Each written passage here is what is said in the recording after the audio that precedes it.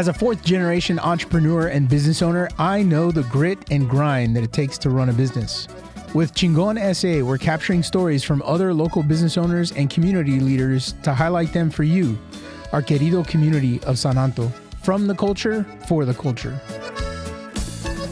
What's up, everybody? Welcome back to another episode. Bienvenidos a todos to another episode of ChingonSA. Super excited to introduce to you guys our next guest. But before we get into that, I just kind of want to remind you guys, don't forget to like us on social media. Be sure that you're sharing the episodes with your friends and family. Really helps us to kind of spread the word and get the word out about what we're doing here, which I think is a pretty cool concept. So hopefully you'll join us in that effort.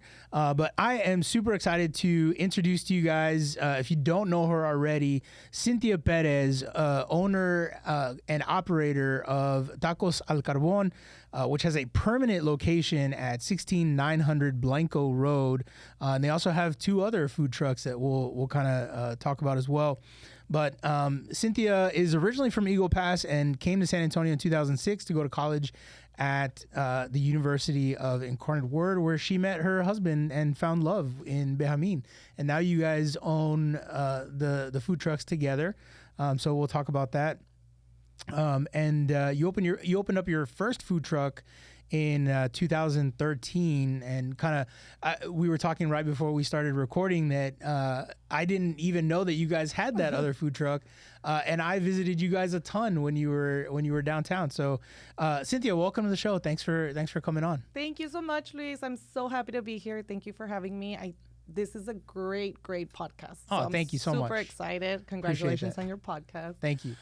Yes. So we met in 2006. We graduated, and Benjamin, my husband, has a passion and love for food. Yeah. So he was like, I want to do food. And I was like, no, I hate food. Like, what are you talking about, Benjamin? Like, I have a marketing degree. You have a marketing degree. So we decided he literally built the first food truck with his dad. Yeah. So tell me the name of the first food truck again. Mr. Maximum. It was a luchador truck. Yeah. We used to be part of we still are with Tacos al Carbon, and that's how it started. Gotcha. The San Antonio downtown food truck program. Yeah. And you guys would set up a ton at Travis Park and Main Plaza. And also in front of Majestic Theater. Whenever they would do like Taco Tuesday or whatever. Yes. Yeah. They still do them. They still have like a fabulous program downtown. Yeah. We work a lot with like Centro San Antonio. The downtown programs, and they rotate the trucks a lot because there's still a lot of people that ask to eat from food trucks downtown. Yeah, I love the downtown area. Before I moved up here to Stone Oak, my office was downtown, and the thing that for me was just so awesome was that I could literally walking distance. Yeah. I mean, I could walk anywhere for lunch. I try to stay away from the restaurants that are right on the river. Kind of leave those to the tourists, right? Yeah. But yeah, I mean, like I loved seeing all the food trucks downtown. Kind of moved around everywhere.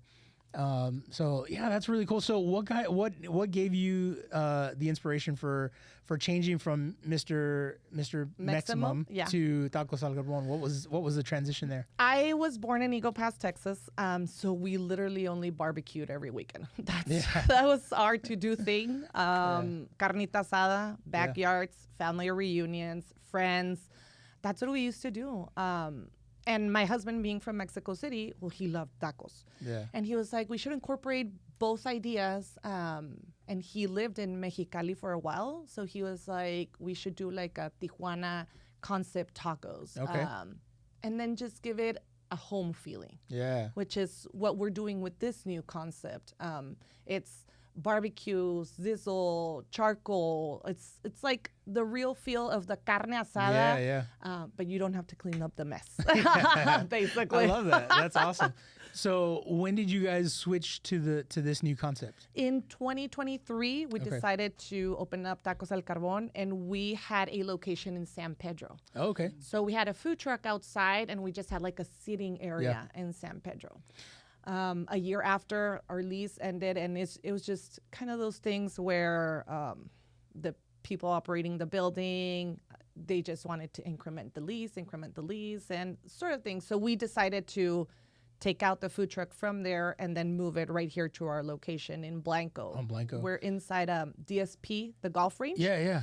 The owners are really nice. We decided to install the food truck there. We were like, we'll just have to wing it with an open seating, which is kind of the biggest challenge that we're having, like right now, having a closed seating and now having an open seating with the heat and Texas weather. It's kind of crazy, but it's worked. We open in the afternoons. Oh, nice. The weather has been really nice. Yeah. So it has helped us a lot with that transition. You guys share the space with other food trucks, right? So it's kind of like a food truck park concept. So it's funny because there was another food truck before they left once we got there. Okay. So we were the only food truck for a couple of months. And then another food truck got installed. And then another food truck got installed. Oh, and wow. then another food truck got installed. And then the last food truck got installed. So now we're 5 trucks there. Okay. And we're trying to do this concept as kind of like a food truck park where you can find different types of food because everything is different. Gotcha. There's different concepts there. Gotcha. But we're barely, like, probably the trucks that have been there, they've been there for like 3 months at the most. Yeah. And I know that there's in that same park there's like a coffee truck, so they're probably only open like in the mornings. They're not there anymore. Oh, really? No, oh, wow. The coffee truck used to be there in the mornings, and I think they switched over to buy like a Huebner location. Gotcha. Okay. Yeah. But it's kind of tricky. Like, it's a hit or miss in the area. There's trucks that come and go all the time. Okay. I mean, we've been blessed. We've been there for a year and a half already. Yeah. And we've built our customers. Nice. We have people that come out and that look for us. We have our regular customers, and because it's a short time. Is it just you and your husband that are running the food truck? Do you guys have team members or employees? You have employees? Yeah. Okay. Right now we have people that help us because we have 3 trucks. Yeah. So that's our permanent location there, where we open Tuesday to Saturdays in the afternoon. Okay. And then our other 2 trucks, we move them around caterings, companies. Okay. Yeah. We're inside Fort Sam Houston military base. Nice. So we serve the military base. That's great. Which they're awesome people. Yeah. And so me and my husband are the only ones that actually drive the truck. Yeah. So it gets complicated, like trying to be everywhere, and 2 kids and family, and your kids, I'm sure, are super active. They're super active in the truck. We try to incorporate them as well. Nice. I mean, this concept has honestly felt like Tacos al Carbon has been like our little family concept. Nice. Yeah. Well, I mean, kind of going back to what you were talking about earlier, like the reason that you got into this was because it was almost nostalgic for you, it sounded like, right? Like you were, like it reminded you, cooking this food, this type of food especially, reminded you of, my parents. What you grew up and what your husband, where your husband grew up, and what, what family outings were. Gatherings and were for us. Exactly. Yeah, exactly. And that's what we want to let our kids know as well. Like, we're doing something that we actually enjoy and love. Sure. Which not a lot of people get to do. What's that saying? If you find something that you're passionate about, you never work a day in your life. You never work. Yeah. Yes. Well, yes. But I mean, Benjamin, my husband, doesn't work because he loves to cook. Sure. And that's why we divided stuff. Like, that's why I'm in charge of like our social media, our accounting, our human resources. I'm like all the operational stuff. I always tell Benjamin, like, you just go out there, you cook, you do your thing, and I'll do mine. Yeah, that makes sense. So that's why it's worked out for us. Yeah, and that's a great partnership, right? Yeah. I mean, you almost they sort of come naturally. Like all the admin stuff, one person is inevitably gonna do, and the other one's gonna be, they're gonna be doing the product, right, and putting out the products that people love. So that's awesome that you guys have found that sort of synergy. How long did it take you to get to that point where you figured out, like, okay, he needs to do this and I'm gonna do this? Yeah. So when we started out with Mr. Maximum in 2013, Benjamin would be the cook. Okay. And then I would be the person that was taking orders and stuff. So only both of us operated one truck. So it got challenging because after that, we decided to have kids. So I was pregnant and I needed to be with my son. And then we wanted to expand as well because we were like, we have one truck and we have a capability to have a second truck because we would have to turn down caterings, spots. I mean, we couldn't do everything. Sure. So that's when we started hiring our team.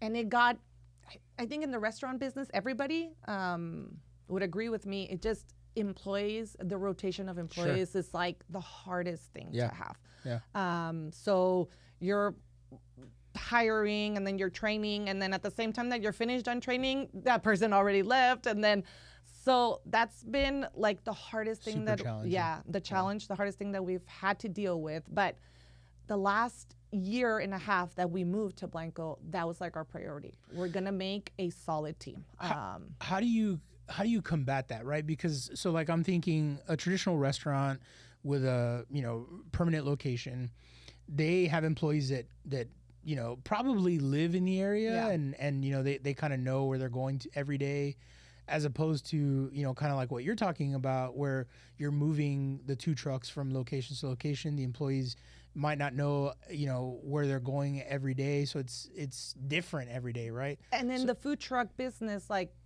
you don't have a set schedule. Yeah. So that can be kind of challenging as well, because sometimes, so like yesterday, a person called, hey, we want a catering for 4th of July, 2 days before. Yeah. So we're like, yeah, definitely. You need to schedule employees. You need to get the inventory done. So kind of does get challenging, but that's where our permanent food truck on Blanco comes in. So that's basically our commissary, our main location. That's where we pull out the other trucks to go to different types of caterings and come back. So that's why it has worked so well for the past year for us, because we have a set location where everybody gets and gathers, and we get our supplies delivered there. We make everything off of that truck and then just distribute to the other trucks. I was kind of curious about that. I'm glad you brought that up, because I was kind of curious about that. Like, how do you ensure that the quality is there, right? Because I mean, if Benjamin's the only one doing the cooking at your location, what about when the trucks go out to other locations? So you use that the Blanco location kind of like a commissary, where you prep everything, you cook everything, and then you send it off. Everything sends off, because our product, well, it's carne asada. Yeah. So you need a grill, open fire. Right. It gets challenging. Like inside the base, we cannot do carne asada right there on site. Right. So that's why we need to make everything and prep everything out of Blanco. We cook, and then we just use the trucks to like reheat or warm up again. Sure. That's awesome. I'm so glad you brought that up, because I was really curious about how you guys were doing that and what, kind of like your process for that has been. But so, just out of curiosity, we talked a little bit about employees. We kind of talked about how you and Benjamin kind of divide the workload, if you will. But I'm curious, like, what are some of the biggest challenges outside of those things that you guys are facing?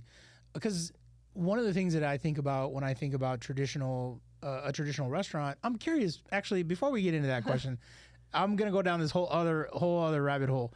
I'm curious, why don't you guys have a brick and mortar? Yeah, as opposed to having 3 different food trucks. Just cost-wise. Yeah. And to be honest, we started with a food truck. Yeah. We know the food truck business. Sure. It's been more than 10 years that we've been in this. We have like our clients, our customers, our events, like our yearly events that we already know. And it's just worked out for us a lot better. We do want a brick and mortar, obviously, in the near future, very near, because we have customers that are like, I love your food, but I just need a closed space to sit in. So in the future, we do want something close to brick and mortar. We are going to get to there. It's just right now, like, we know the food truck business. Sure. We know how to move them. We know how to make money. We know where they need to be, how they need to be, how they operate. And I have to imagine, like, the expenses are just so different. Rent is super high in a brick and mortar. Having employees, like on caterings, you go, you work, you serve. Like, you get there, if you have to serve from 5 to 7, you get there at 2, you prep, you serve 5 to 7. 1 more hour of cleaning the truck, you're done. And the truck, and the brick and mortar, it needs to be open. Right. So expenses go off the roof. Yeah. No, that makes sense. It gets crazy. That makes sense. I mean, you and I know the restaurant business is super tough. I mean, we from an insurance agency standpoint, we have insured many restaurants in the past. We insured some of them through COVID, and some of them didn't make it. I So that was really tough, because I think a lot of that was that they couldn't figure out how to adjust to the current market, and how you need to change the operation, Yeah, right? It wasn't yeah. the same thing because people were not getting to you. So like during COVID, we had to take trucks out there. People were in their homes, so we kind of had to switch the system, and we would be like, you call, you set up your order, and you just pick them up. Like, you need to go with what your customers and the audience is asking for. Sure. You need to switch operations, and from a food truck, it's so much easier Yeah, to do yeah, that yeah. than from a brick For and sure. mortar. For sure. Yeah, that totally makes sense. So going back to the other question that I started before I went down this rabbit hole, what has been one of like the biggest challenges that you've had to kind of overcome in the past 10 years or so that you guys have been in business? It's crazy because initially we were like, we just want to bring really good tacos to people that know how to eat good tacos. And in our minds, we were like, well, people from Mexico, and they love tacos, and that's going to be our market. And sadly, they have a concept and an idea of that a taco has to be cheap. You think about a taco in Mexico, it's cheap. It's not that expensive. Sure. But then they come here and they're like, oh, the tacos are so expensive. Like, and everything gets switched to pesos. Yeah. Like, ¿cómo vas a pagar tantos pesos por tacos? Like, but it's just, I think that's the hardest thing that we've dealt with. It's like, people can pay tons of dollars for sushi. Sure. Like, you'll pay $25 for a roll of sushi easily because that's what you're expecting to pay. Right. But then you're like, well, an order of tacos, it's $13. And tacos? For tacos? Oh my God, that's super expensive. And for us, initially, it was like, everything is going to be about quality and service. Nice. So we want to provide the best quality. And giving you the best quality, the best meat, well, it's a little bit more expensive than what you're looking for or used to. Yeah. So I feel like that's been our, like, lo más, the biggest problem that we've dealt with. What, how do you combat that? What's the answer to that? At the beginning, like, I remember that people would call like, hey, I want a taquiza, I want a catering. And I would quote like, hey, our taquizas, I think like for 50 people, it's $750 our taquiza, what we're charging. And they would be like, why is that so expensive? And I would feel so bad because I'm the person that does like calendars and talk to people and stuff.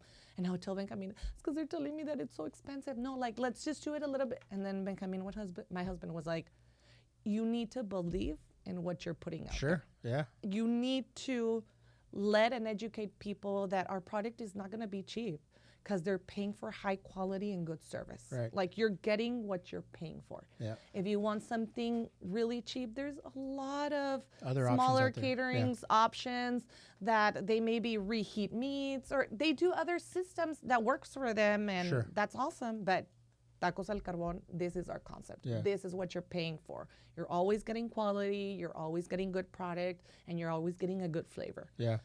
It took me a while to understand in the Sure. transition, but I think that's right now, like, our mentality is that, like, yes, our cost is, and I don't feel like our cost is skyrocket. Like, our tacos, they come with guacamole. Everybody charges extra for guacamole. Everybody charges extra for queso fresco. We don't. Like, it's already included and stuff. It's just letting people know and educating them, like, what our concept is. Sure. The one of the things that sort of has been the evolution of my business, and I think for other business owners as well, is when I first started in the insurance industry, I was doing everything. I was doing home auto insurance, business insurance, health insurance, life insurance. I was doing it all, right?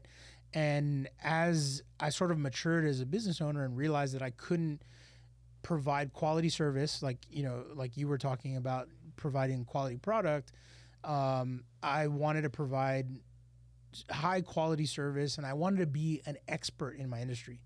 That was hard for me to do when I'm offering so many different products, right? And so I as I matured as a business owner, I realized that kind of like what you were saying, not every customer is going to be my customer. Sure. And it's okay to say no to a customer, to say, hey, thanks so much for reaching out to us. Really appreciate it. We're just not a good fit, right? And now all I do is commercial insurance. And so it's easy for me to tell a customer, hey, thank you so much for the opportunity, but this is not for me, or this is not what I specialize in. Right. Yeah. And we're not going to be able to provide you the service that you need or that you want, because that's just not what we do. Correct. Right. And so I think that's kind of in line with what you were talking about. That's exactly what, and yes, like, at the beginning, people were like, oh, you should incorporate barbacoa. Oh, you should do this. Oh, you should do that. Oh, you should do this. Everybody has an opinion. Everybody was like, oh, it's because you already have the space. You should open up Sunday mornings, and you should do this, and you should do that. And until we both were like, okay, these are going to be our schedules. Right. Like, this is what we're going to do. This is our menu. Right. Like, people were like, no, it's because you don't have chicken. And we're like, no, we want to do the best. Right. What is our best? Carne asada al pastor. Our trompo and our carne asada. That's our best. Nice. Why would I want to incorporate something that for me is not fit to what I want to produce with my brand and my stuff? Right. And I mean, it's a year and a half. People still come out and that, but you don't sell chicken. And we're like, no, we don't have chicken. We're not pollos asados. Yes, we're not pollos asados. Yeah. Exactly. Yeah. Like, and there people would be like, Saturdays you should do pollos asados. And they're like, yes, it's so many things that we're barely building a team, and that we want to do what we do best. That's what we want to deliver. For sure. I love that. I'm so glad when I hear business owners recognize what they're really good at and want to be experts in that area and want to excel and provide a quality product to people. I love that. So kudos to you guys. Yes. And the community deserves it. Yeah, for sure. That's why we're here. That's why we're opening up a business, because we want San Antonio to have really good tacos. Yeah. And our business is built out of our community. Yeah. So thank you, San Antonio community, for always being there, for being supportive to all of the small businesses, which is something that San Antonio is great at. Yeah. I'm curious. You have an awesome social media following. I know you said you were in charge of that. I am. How did you grow your following? From just a food truck, right? Like what were some of your tactics? What were some of the things that you did to grow that audience? It's crazy because initially you think, well, I have to provide a lot of food content, right? So people can see what we do. And I did, we would pay videos and pictures and this and that, and we would be like all about the food until I started taking courses, like smaller courses at home and stuff.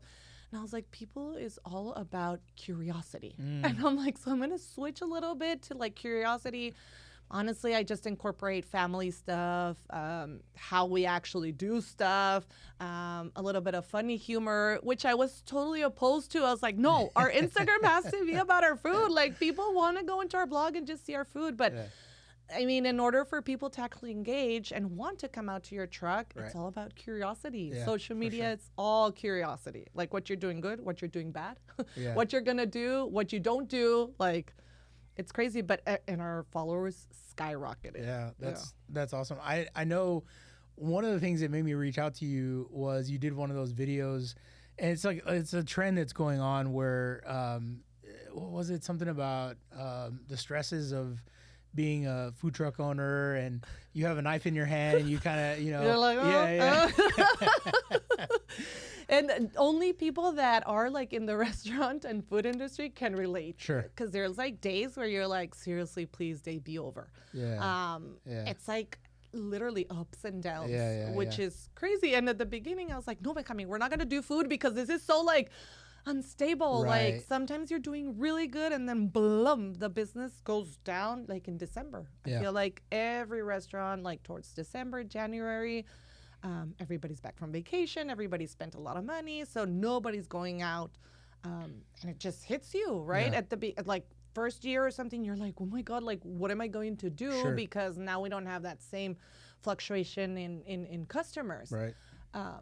But it's just at the end, it's something that you love. Yeah. It's something that you enjoy doing. Well, and as you kind of grow and mature as a business owner, you figure out what your ebbs and flows look like, right? So you kind of prep. Yeah, you kind of prepare for those times, right, where there's a lull in the business, and and maybe you adjust to that, right? So you're figuring out ways, to, like, maybe in December, maybe putting out specials where you're doing like more catering as opposed to having your location be your main source of income. So yeah, I mean, same kind of concept for me. I've been in insurance now for 17 years, wow. 15 as an insurance agent, or as a agency owner, and I think COVID kind of put a kink in that sort of ebbs and flows for the year. I think that really kind of changed things, but we had to adjust to that, right? So we had to figure out, okay, we know now things are going to be a little different. How can we adjust? What do we need to do to, be successful moving forward? And I think that's worked for us. And I'm sure that is something that you guys have to take into consideration as well. Yeah, no, and we had up to 5 trucks. Oh, wow. Yeah. And then after COVID, it was like, you know what, it's too much. Sure. So we decided to sell 2. We kept 3. And then right now, like I said, like, we've always thought about just doing more trucks. Like, it's easier because Benjamin, my husband, he builds them. So he already has the knowledge. He already knows. But then it's kind of, you get to the point where you're like, oh my God, am I going to be able to deliver the quality and the service with one more truck and one more truck and one more truck? Like, right now we're doing well with 3. Like, let's get this managed, and then we'll see about keeping expanding. Yeah. That's awesome. How do you see your business? How do you see the food trucks impacting the greater San Antonio community? Yeah. What are your kind of thoughts on that? So for us, like, our concept has always been about family and home, feeling at home. So that's more of what we deliver, like, our message to our community and our San Antonio followers is just, you can come here and you can feel like you're in your backyard. Nice. It's a home for you. Yeah. We want you to remember your childhood memories. Yeah. We want you to remember, like, oh my God, I remember being with my mom and my dad, and we were doing a carnita asada, kids running around, opening up a beer. Yeah. That kind of feeling is what our tacos are all about. Yeah. It's not like a regular traditional taqueria where you come in and you eat a taco. It's more of a feeling. Yeah. The smell. Yeah. I mean, the smell, carne asada, that's the smell. It's distinct. Yeah. And that's like what we want to have our customers feel whenever they come into Tacos al Carbon. Yeah. The family that never gives up. Yeah. The family that hustles. The family that has 2 kids. And I mean, I've had my kids at the truck working, giving out plates. My kids being in the heat, and they've been being like, no, it's because I want to be in the pool with my friends. And I'm like, I know, but one day you'll turn back and you'll see, like, oh my God, my parents were like, they kept hustling, they did everything for us. So that's what we want for the community to that's know. Legacy too, right? Exactly. I mean, that's a legacy that you want to impart on your kiddos. That's the legacy that you want for your business to have on the community. I love that. That's awesome. I remember also seeing on your social media, I think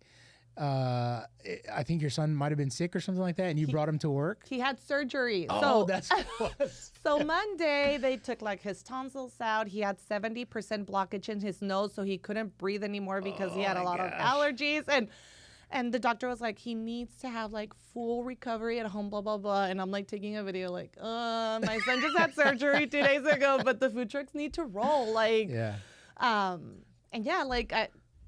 we've had that. Yeah. Like, I remember being pregnant of him, like, poor my son, but being pregnant on a Sunday, and I was induced on Monday to have him. Oh, wow. And on Sunday, like, I was taking orders, like, I was huge, and my husband was like, you're crazy. And I'm like, I am, but I have a dream that I want to follow. Yeah. Like, it's crazy, but if you have a goal, if you have a dream, then you have to do everything to make it come true. Yeah, and people that are willing to do that Exactly. get further Are along. successful. Yeah.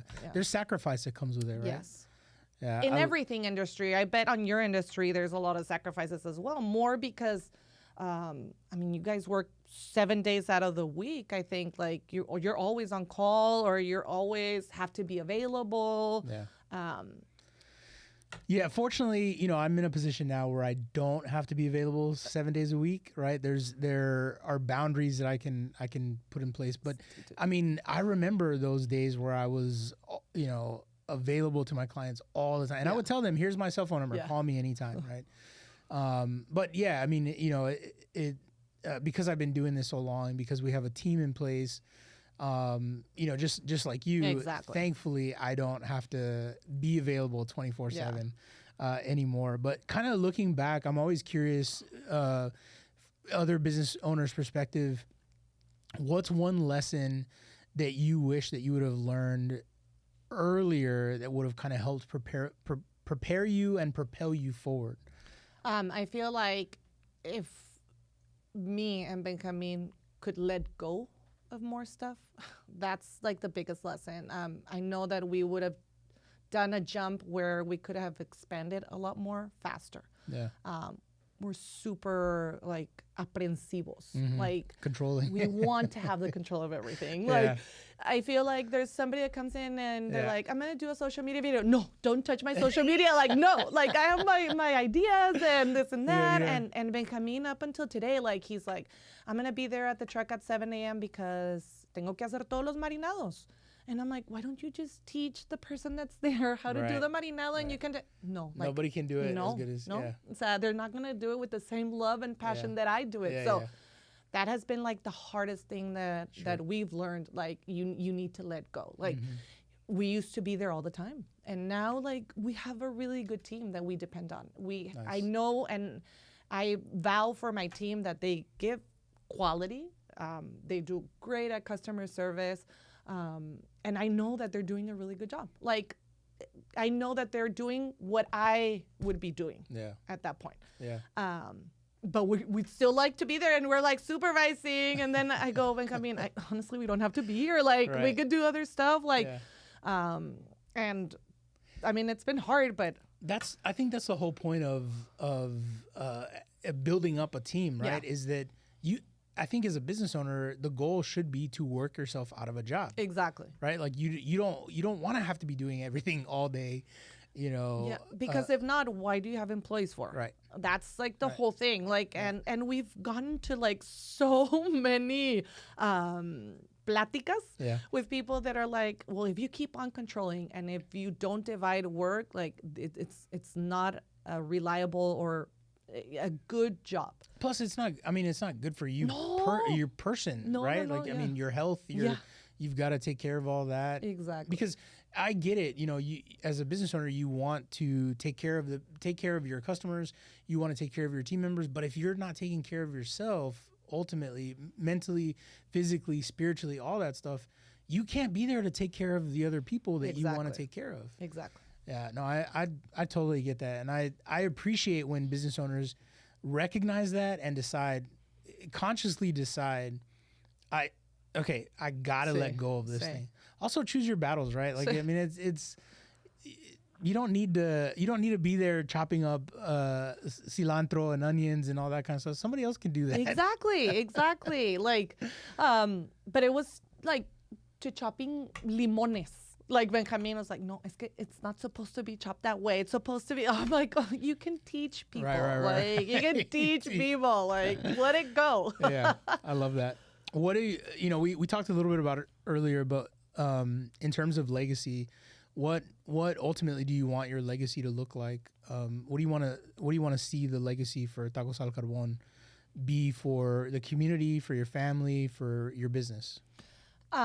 So honestly, what we want to grow, to expand, to have more locations throughout all of San Antonio, but just keep the small home feel.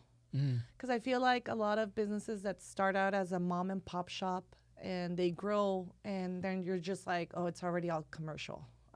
You don't have the same taste. You don't have the same quality. And I feel like that happens to probably 95% of the people that start as us, like 2 entrepreneurs with a small business, one idea, and then from 1 you went to 3, and then maybe to 3 to 10, and that's what we want to keep, like that it's the same mom and pop shop that are doing the marinado, that are cutting out the limones, and that's what we're looking for, obviously, to expand and grow, but to still keep the quality, the service, the feeling, the home, the that you could be there and you're like, oh my God, I know the owner. Yeah.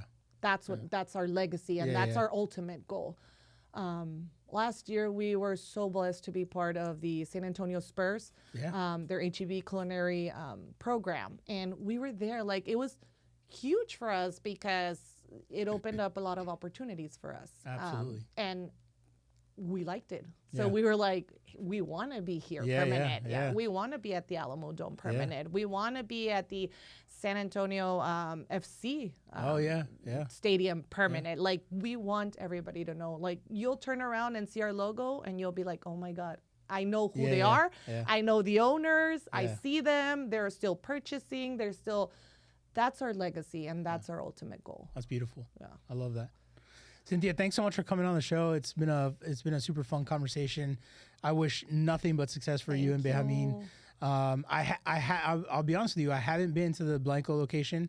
I have seen your truck at the Frost Bank Center before, and I have tasted your food, and I can report back that it was amazing. So thank you for that. Thank you so much, Luis. And this is awesome. Honestly, congratulations again. This is a great podcast. It's great so people can actually hear stories, because then you'll know the background of and that's the goal, right? Is I mean, I'm in an awesome position where I get to hear a lot of those stories, just kind of getting to know my customers and that kind of thing. And I thought, we have this beautiful studio that we've built.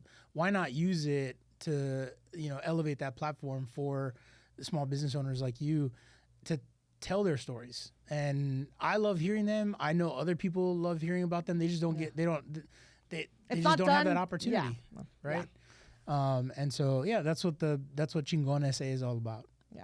So está chingón. Yes. Thank you. Thank you so much for coming on the show. Really appreciate it.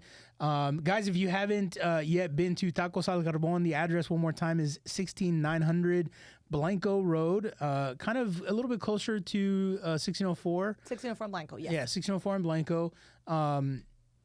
If people want to check you out on social media, see some of your mamadas, where can they follow you on social media? Tacos al Carbon Cabron SA. This is the logo. Yeah, love it. Cynthia, again, thanks so much for coming on the show. Really appreciate it. Guys, thanks so much for tuning in to another episode of ChingonSA. We'll see you guys next week. This has been an MIG Studio and Serafina Digital production. Be sure to like and subscribe to the show on your favorite streaming platform. And tell a friend about the show by sharing this episode on your Facebook and TikTok. If you're a business owner, entrepreneur, or someone doing something really cool in San Antonio and want to get your story on our show, email me at luis@myinsuranceGroup.com.